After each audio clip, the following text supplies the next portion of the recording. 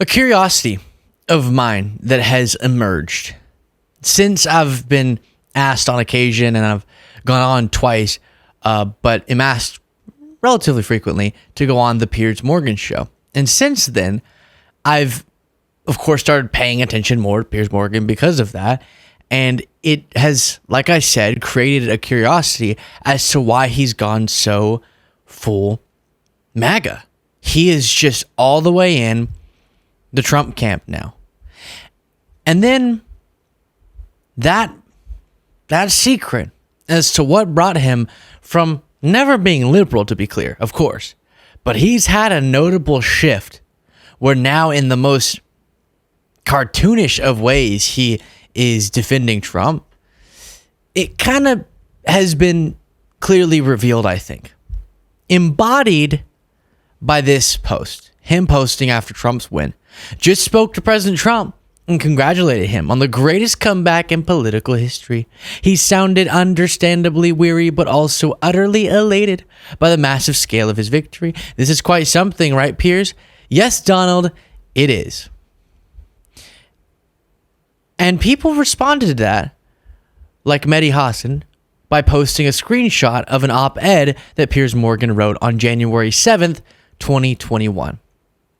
If Trump can't be trusted to tweet, this is Piers Morgan, he can't be trusted with the nuclear codes. He's lost his mind, and America needs to get this dangerous, deluded, despicable lunatic out of the White House now. How do you go from that to being the pro-Trump person that Piers Morgan now is? Now, he argued with this, which is why he's so upsetting. Because he pretends, no, I'm not for anyone, against it. I'm just a nonpartisan journalist.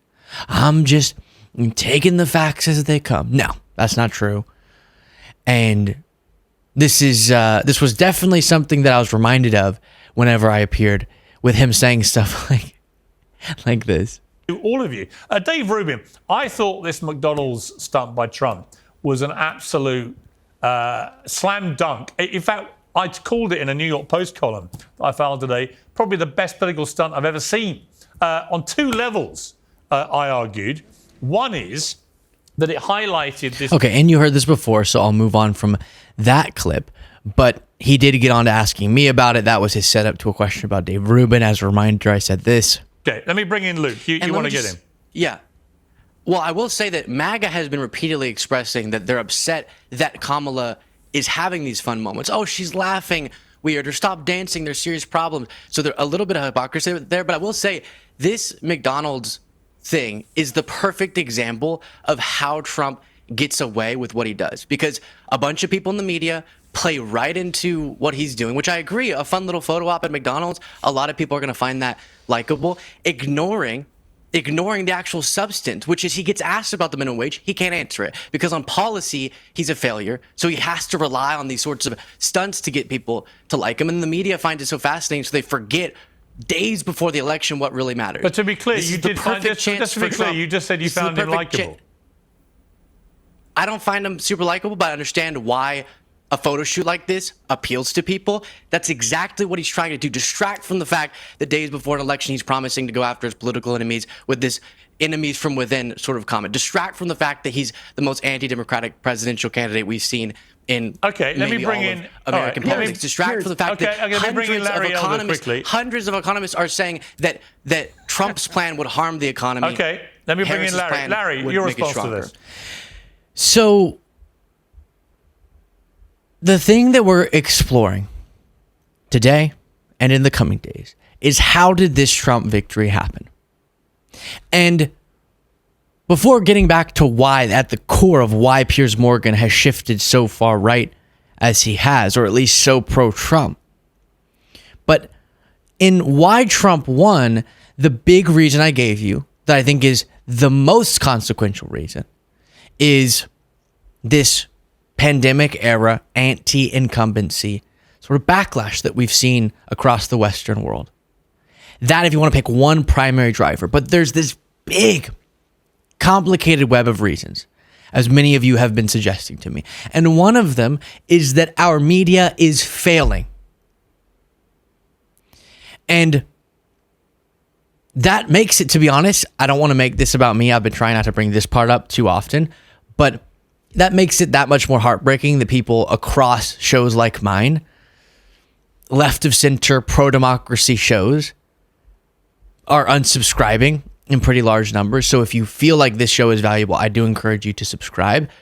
But the mainstream media is failing, which makes what we're doing that much more important, which makes all of your support that much more important. So thank you.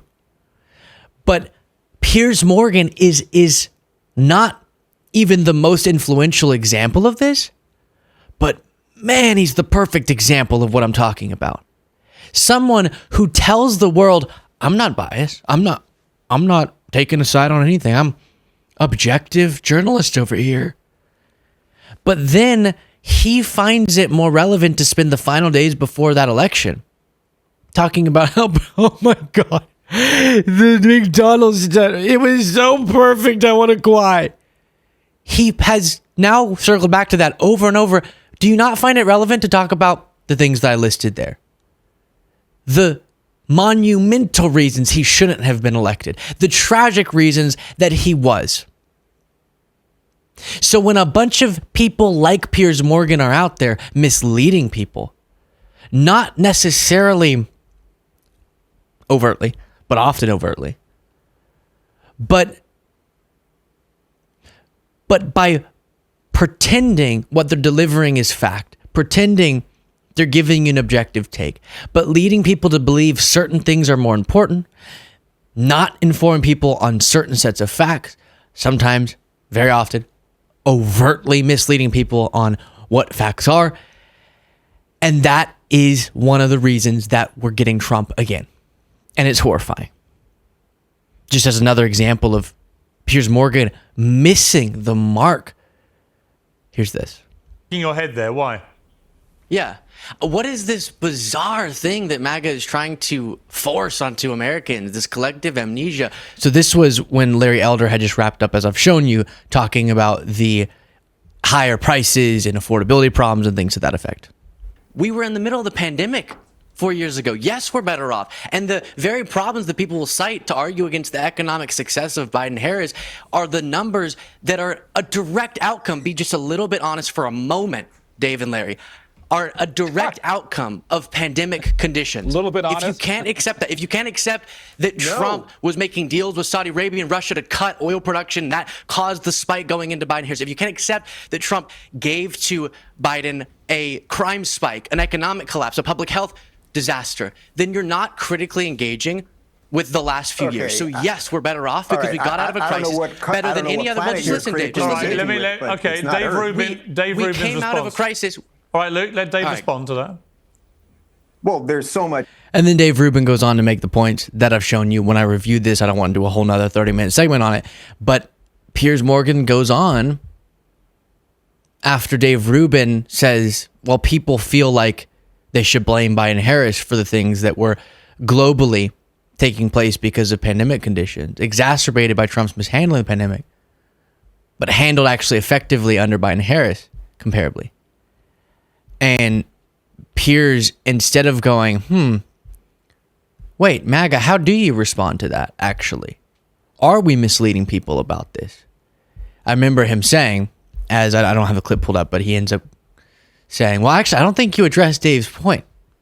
I just explained to you comprehensively the causes of his point. Yes, I definitely address it. So I play those for you because the more and more moments like that one where I'm thinking, what? When I brought up that by MAGA's logic, Harris could block the certification, which I don't want, and she's not going to do. That's been made very clear, of course. But by their logic, what they said Pence has the ability to do back when he was vice president, when Trump didn't want to leave office, then Harris could block Trump's certification right now? That's their logic because she's the VP. And Piers again went, nah, actually, let's address something else. Dick Cheney, what about him?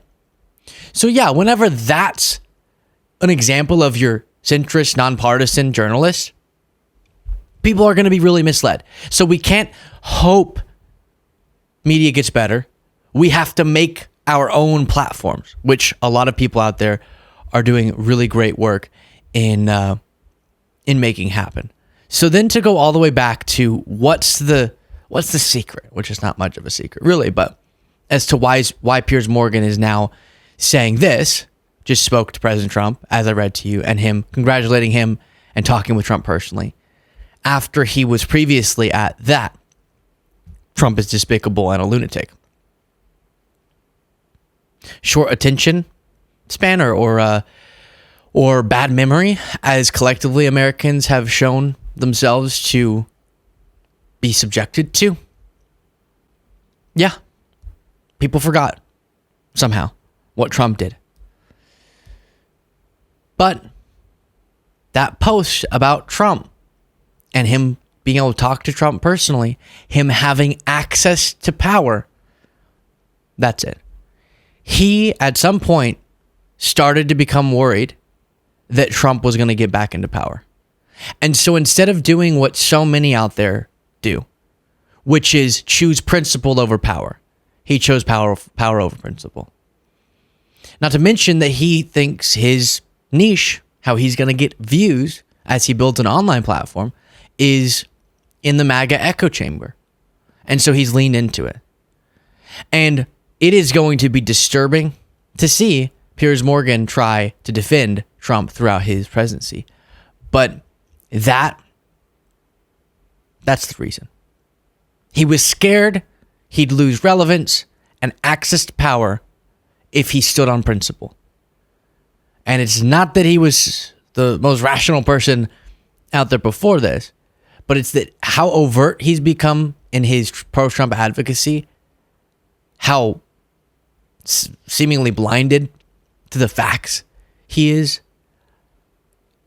Something that the reason I'm singling him out, because so many people are like that, is because I do think he's indicative of a larger problem, and because I engage with his platform more frequently than a lot of others. And it comes down to that. I want to be able to call Trump personally. I want to have a niche. I want to have access to power. And it's talk about despicable. And then this does serve, as I said, as the perfect example of what is so wrong with our media. People who pretend to be nonpartisan, unbiased journalists who are anything but that.